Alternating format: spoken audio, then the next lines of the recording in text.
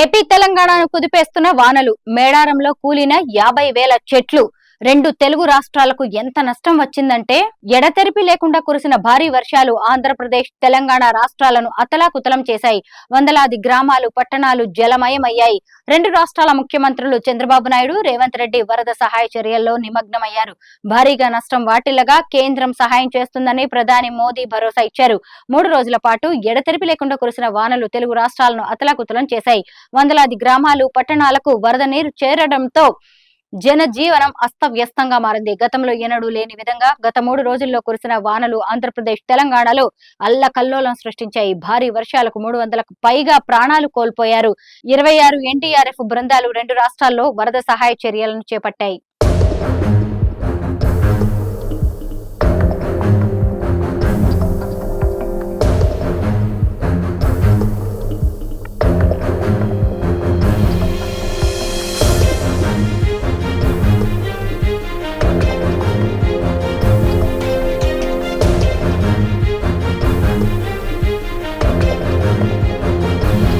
ఏపీలో సీఎం చంద్రబాబు ఇతర ప్రజాప్రతినిధులు అధికారులు పూర్తి స్థాయిలో వరదలపై దృష్టి పెట్టారు. భారీ వర్షాలతో నీట మునిగిన విజయవాడ పరిసర ప్రాంతాల్లోనే సీఎం చంద్రబాబు మకాం వేశారు. విజయవాడ కలెక్టరేట్ లోనే క్యాంప్ ఆఫీస్ గా మార్చేసుకుని 2 రోజుల పాటు రాత్రింబవళ్లు సహాయ చర్యలను పర్యవేక్షించారు. బాధితులకు ఆహారం, నీళ్లు అందేలా చూశారు.